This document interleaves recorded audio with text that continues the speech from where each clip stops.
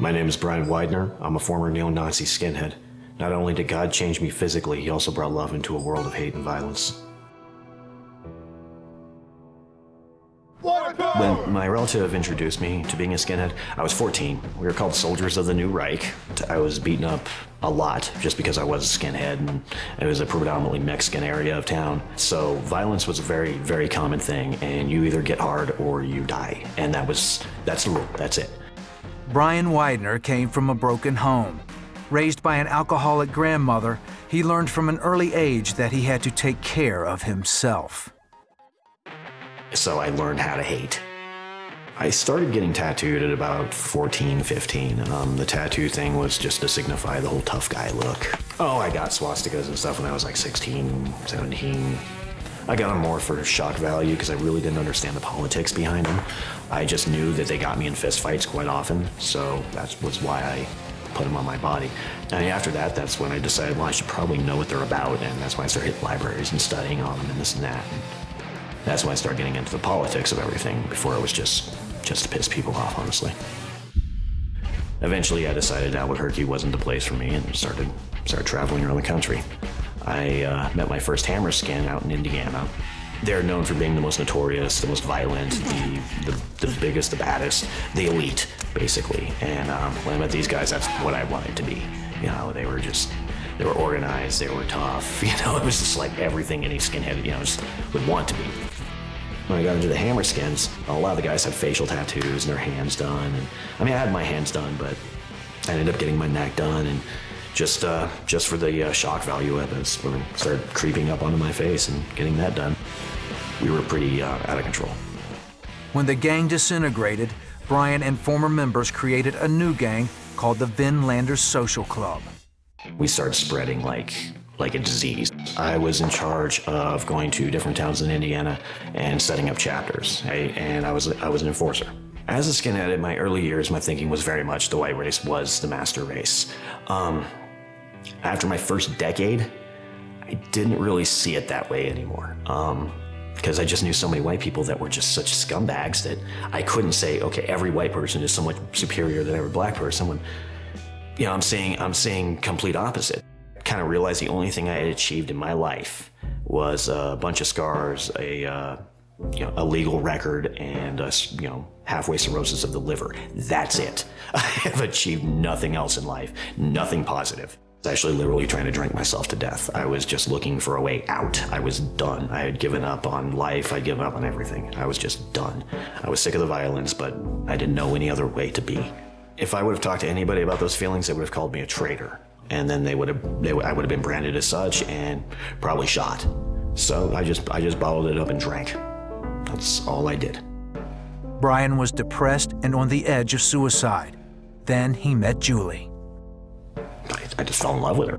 After we got married, my former gang got real jealous of the fact that I got married and moved 10 hours away because I was no longer available for their business. I started to working full-time constantly to put food on the table. Right when my son was born, the president actually gave me an ultimatum to choose between them, the gang, or my family. So I chose my family, and he said, okay, that's fine. Let's give you a proper retirement, just mail in your patch, which I did. But it wasn't that simple. Death threats started immediately, and they never stopped. People would, call up 3 o'clock in the morning and talk about how they're going to kill me and kill the kids. And for years, Julie and I lived literally on red alert.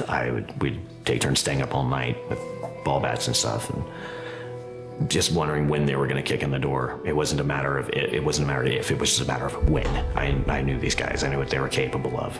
And I mean, I'm a pretty tough guy. I can handle myself pretty well, but against 7, 8 guys, there's nothing I can do.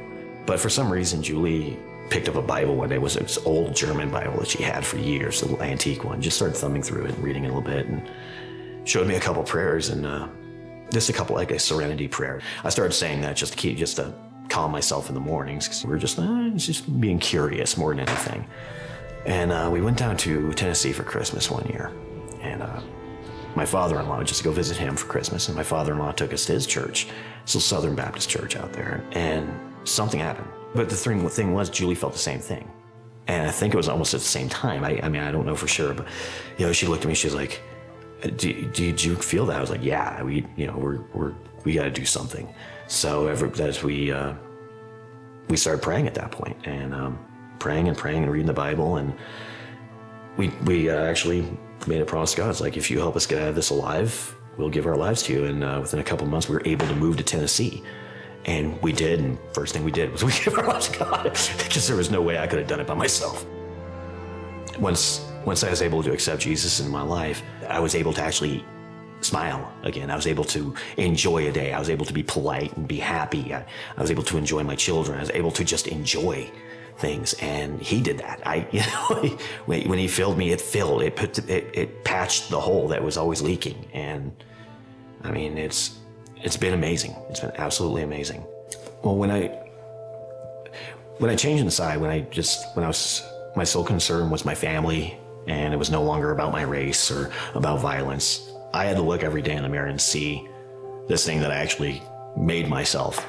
I got to realize just what kind of a monster I was actually projecting to the outside world. With the past lingering on his face, Brian's desire to live a normal life seemed hopeless. I mean, I'd go out and try to get jobs, and yeah, nobody would talk to me. Parent-teacher conferences were always a mess. I mean, it was an absolute nightmare. And I started looking into laser removal, which was entirely just way too expensive. There was no way I'd ever be able to afford it. So I started looking at means of actually using dermal acid and burning them off my skin. And I was just gonna go ahead and suck up the burns. In a desperate move, Julie contacted the Southern Poverty Law Center. With their help, they located an anonymous donor, and Brian began a painful 2-year journey of removing the tattoos. It was absolutely amazing. We ended up doing a Q-switch laser out in Vanderbilt University.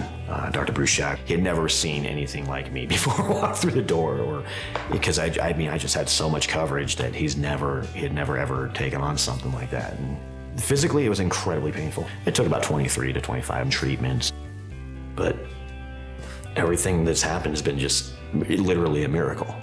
The removal, my family is safe, we are safe. We have a beautiful home, I'm working. And it wasn't my doing. I didn't do any of this, you know. I'm barely a high school graduate, you know. I'm not really anything. I'm a former street kid. God has done just miraculous things in my life, and now I can finally give glory where it's due. I can finally give him the credit.